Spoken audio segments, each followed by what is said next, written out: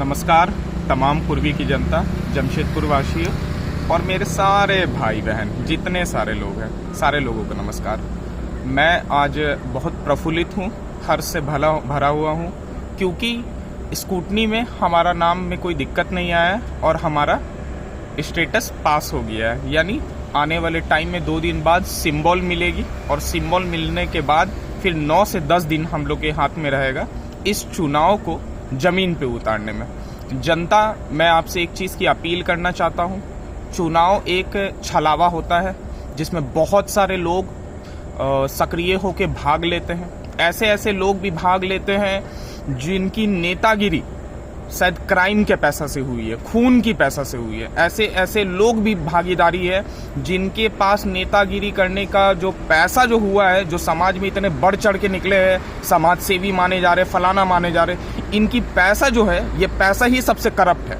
और ऐसे करप्ट पैसा से जब करप्ट नेता निकलेंगे और नेता को आप जब चुन लोगे तो चुनने के बाद फिर क्या होगा वो आप जानते हो, मेरे से ज़्यादा बेटर जानते हो आप।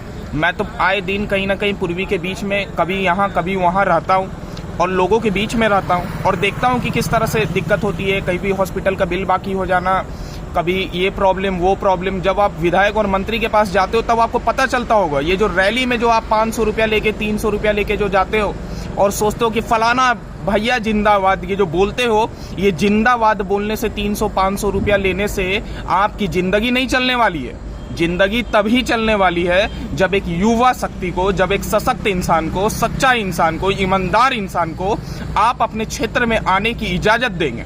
अगर इस तरह के बेईमान लोग आपके क्षेत्र में आएंगे और बेईमानी के पैसे से जब आप बने हो और उस पैसा के द्वारा आप नेतागिरी करोगे और जनता के बीच में आके आप कुछ बांटोगे, आप कुछ ऐसा करोगे चुनाव के टाइम में, तो जनता को लगता है कि ये नेता तो बहुत बढ़िया है, ये नेता आने वाले टाइम में सुख दुख में काम आएगा। नहीं, आप गलत कर रहे हैं। वो नेता सुख दुख में आपका काम नहीं आएगा। आपके सुख दुख में वो नेता काम आएगा जिसको शायद सुबह आप आंख खोलते हो तो देख लेते हो कि हाँ फलाना आदमी दिखा है, शाम को शायद कहीं मार्केट से गुजरते हो तो देखते हो हाँ वो भी सब्जी ले रहा है। आपकी तरह रहने वाला, मेरी तरह रहने वाला, सुख दुख, गरीबी, मध्य वर्गीय ऐसे परिवार से जब लोग निकलते हैं तो एक आम आदमी का नेता बनता है और नेता बनने के बाद वो सेवा करता है प्रजा की अपनी बेटा की तरह। तो मैं पूर्वी के लोगों को सचेत करना चाहता हूँ, सावधान करना चाहता हूँ, कहीं ना कहीं इस तरह के झांसेबाज लोगों के चक्कर में नहीं आए।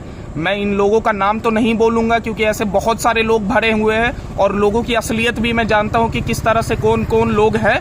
लेकिन जनता, आप इतना ध्यान देना कि आपके साथ जो लोग जो कम से कम बोले वो वादा पूरा करें। पिछले 5 साल में लोगों ने क्या बोला, पिछले 20 साल में लोगों ने क्या बोला और कितना वादा पूरा हुआ, ये सारी सवाल जनता आपके लिए है। और उसके बाद भी अगर आप कुछ लोगों को मौका दोगे इस चुनाव में कहीं ना कहीं कि हाँ पुराने लोग हैं, ऐसा है, ये युवा, जैसे मैं युवा हूँ तो ये युवा क्या करेगा? नहीं, युवा ही सब कुछ करेगा क्योंकि एक युवा चला रहा है देश की सोच को। अगर एक युवा सशक्त है और देश की सेवा करने में जुड़ा हुआ है तो देश की सेवा करता है सैनिक बन के। अगर एक युवा सशक्त है और देश की सेवा करने में जुड़ा हुआ है तो टीचर बन के देश की सेवा करता है। उसी तरह एक IAS अधिकारी, IPS अधिकारी, उम्र कितनी होती है उनकी? 28 साल, 29 साल, 30 साल, लेकिन सेवा करते हैं। तो आप ये दिमाग से पहले निकाल दो कि जो लोग नेता बन के आए हैं उनकी उम्र इतनी हो रही तो शायद बड़ी नेता होंगे या उनके परिवार, नहीं, उनसे कुछ नहीं लेना देना। आपको बस लेना देना है कि कौन ऐसा इंसान है जो आपके दुख सुख में आपके जमीन पे दिख सके। अगर ऐसा इंसान का चयन करते हो तो वो आपको जरूर आने वाले भविष्य में 5 साल ये फील करवाएगा, ये समझाएगा कि नेतागिरी सिर्फ ये नहीं होता है कि भीड़ लगाना और 4, 5, 10 चमचों को लेके घूमना। नेतागिरी वो होता है कि आप एक गरीब की आवाज को कितने तेजी से नीचे से ऊपर लेके जाते हो और उसका काम पूरा कराते हो। जय हिंद, नमस्कार, जोहार झारखंड।